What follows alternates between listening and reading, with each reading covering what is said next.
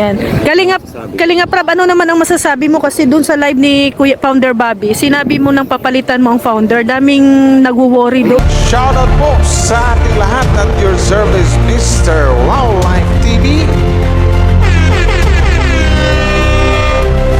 Please do support and subscribe. Walang iba po ang ama ng Kalingap, Kuya Val Santos Matubang, Boss Kalinga Prav, at ating Ina Vlogs. At please do support sa lahat po ng mga Kalingap charity vloggers or Kalingap partners.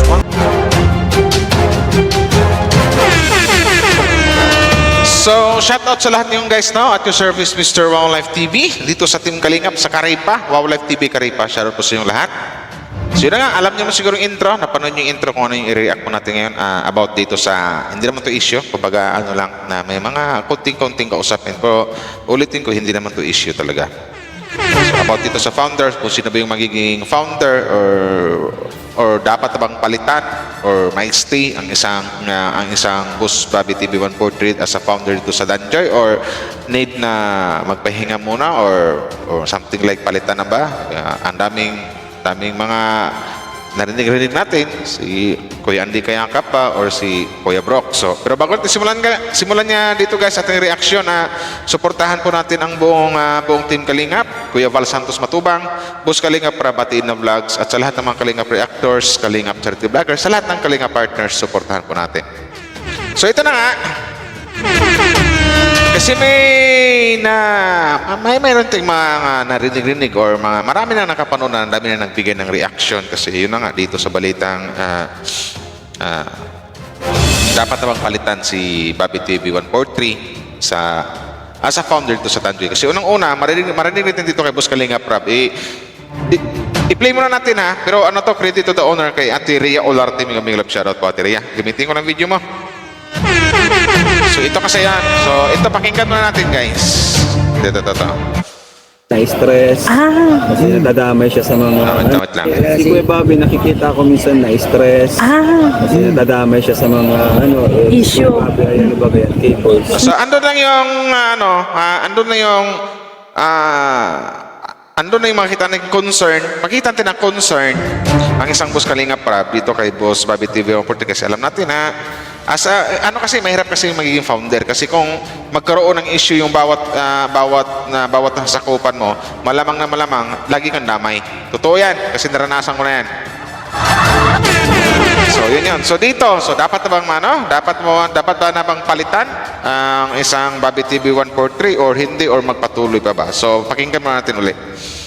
Ayoko naman na isa sa K-Boys ay maanuhan ng mga kumbaga ay madungisan. Yes, kasi K-Boys to si Boss Bobby TV 143. Madungisan ng mga issue ng mga sponsor, issue ng mga supporters, issue ng mga bangayan. So yun po ay under observation. Pinagmimitingan pa namin, pinag-uusapan pa kung dapat bang palitan na si Kuya Bobby ni Kuya Andy. Kasi si Kuya Andy yung pwedeng pumalit sa kanya.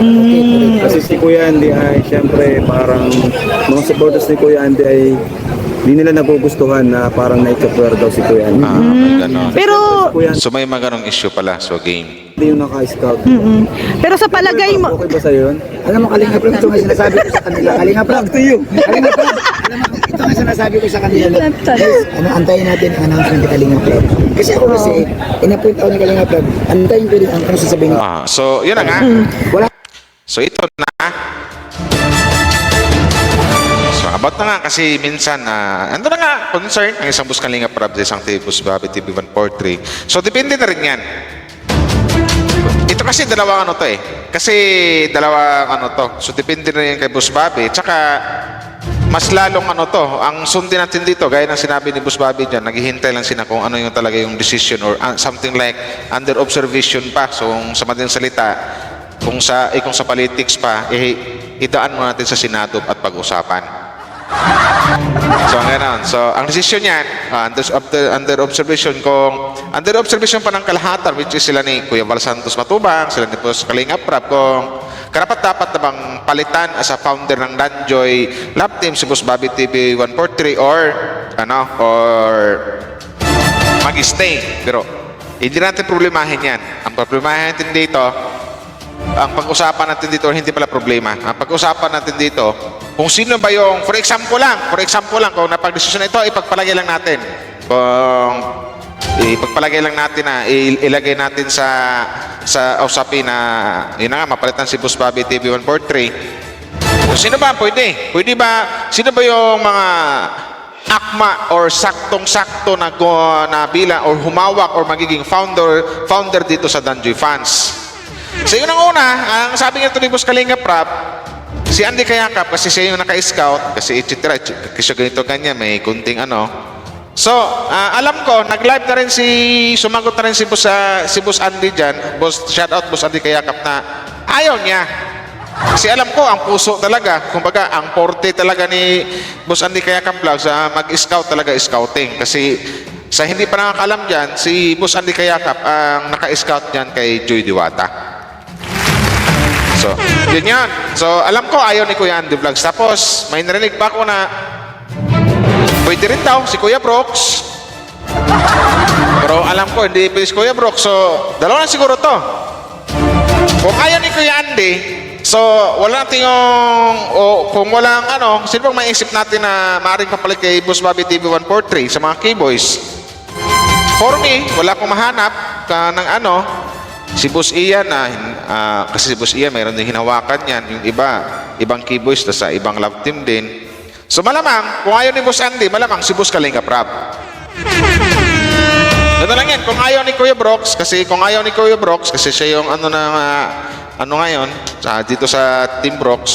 Kung ayaw ni Kuya Brooks, so malamang na malamang, si Boss Kalinga Prab ang magiging founder ng Danjoy. So, parang ganun ang mangyari. Pero, pakinggan din natin dito ang pulso ng masa.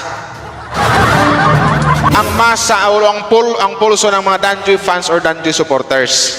So, yun. Pero, ito kasi majority or karamihan sa mga Danjoy fans, ang gusto nilang mangyari na mag-stay at ayaw nilang palitan or hindi nila gusto na mawala si Bobby TV 143 as a founder dito sa Danjoy Fans sa Danjoy Love Team, kasi ando na yung mga sinabi nilang sa kapanahunan ng maraming basher, etc. Nakipagharap din si Boss Bobby TV 143, gano'n. Ang dami nilang So, sa madaling salita, karamihan ng mga Danjoy fans, pulso ng Danjoy supporters, pulso ng bayan ng Danjoy, ang gusto nila, majority, karamihan, ang gusto nila mag-stay si Bobby TV 143 as founder dito sa Danjoy Love Team. So, sa karamihan yun. So, ulitin ko, ang mason pa rin siguro dito, kung under observation pa naman, so, depende na lang kung ano yung magiging desisyon ni Kuya Val Santos Matubang at saka ni Boss Kalinga Prab about dyan. Pero, ang kagustuhan kasi ng mga fans dito, mag-stay talaga eh. Ayaw nilang may papalit kay Boss Bobby TV 140. Kasi nung nabanggit nga si Kuya Andy Kayakap Vlogs, although ando na yung ayaw ni Kuya Andy, so mayroon ding marami ding mga Danjoy fans na ayaw kay Kuya Andy. Hindi ibig sabihin sa galit, hindi ibig sabihin na porkit umayaw galit na, kasi ang gusto nga nila, ang napupusuan nila na magiging founder talaga hanggang sa dulo, kundi ang Bobby TV 143. So, hindi porkit naman na ayaw nila kay Andy, galit na, wala. Kasi, ang napusuan talaga nila, ang love nila na magiging founder ng Danjoy, kung sino na yung nasimulan, dapat hanggang dulo na. So, which is si Bobby TV 143. Pero, under observation pa naman, so, ang masusunod na desisyon dito, kay Boss Kalinga Prab, at saka kay Kuya Val Santos Matubang. So, ito, pakinggan natin saglit, guys. Tayo hindi susundin. Dapat marunong tayo sa Kalinga Prab. Guys, antayin natin ang announcement ni Kalinga Prab. Kasi ako in-appoint ako ni Kalinga Prab. Antayin ko din. Diba? Kasi si Kalinga Prab ang nag-appoint kay Bobby TV 140 magiging founder ng Danjoy. So, si Kalinga Prab lang din ang may, at saka si Kuya Bal ang may kapangyarihan or maaring magdesisyon kung dapat na ba siyang palitan or dapat siyang magstay. So yun, pero ulitin ko, ang sigaw ng mga Danjoy fans dito, ang sigaw ng masang Danjoy, mag-stay ang isang Bobby TV 143. So, yun yan. Kasi ang pinabasihan ko kasi sa bawat reactor na nagkukume, na naggagawa ng content nito, sa comment section, doon ko bumase na mayroong ayo, pero mas marami talagang ang gusto nila mag-stay ang TV, ang Bobby TV 143. So, ano nangyari? So, depende lang yan sa desisyon ni ano. Kumbaga, ang pagpilian dito na lang, kaya pwede kong isipin dito, mag-stay or magiging founder sa Danjoy, si Boss Kalinga Prab. Kasi alam ko, ayaw ni Kuya Andy. Ang ramdam ko din na ayaw din ni Kuya Brooks. Depende na lang yan. Lahat sing tuloy ako. Yun na lang. So, depende na lang yan. Kung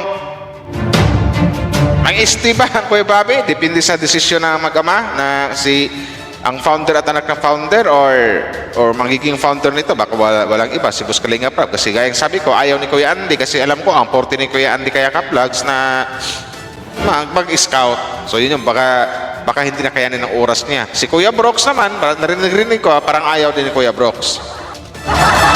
So yun yan. Pero ang pulso ng masa dito, ang gusto nila, stay Bobby TV 143. So yun yan.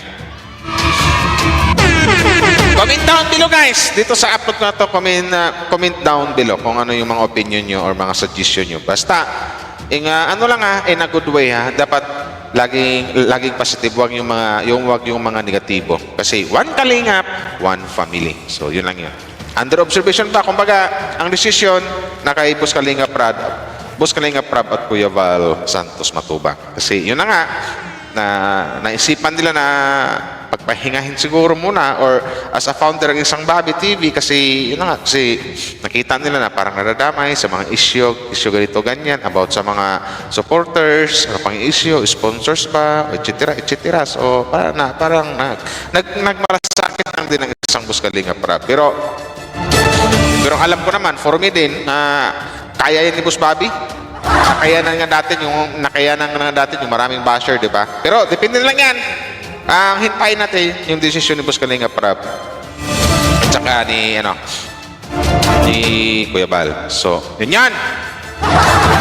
Kuya Rap na tuloy. So, kung wala man si Kuya Bobby sa founder, so malamang dito, ayaw naman ni Kuya Andy, ayaw ni Kuya Brooks, so malamang ang founder nito si Boss Kalinga Prab.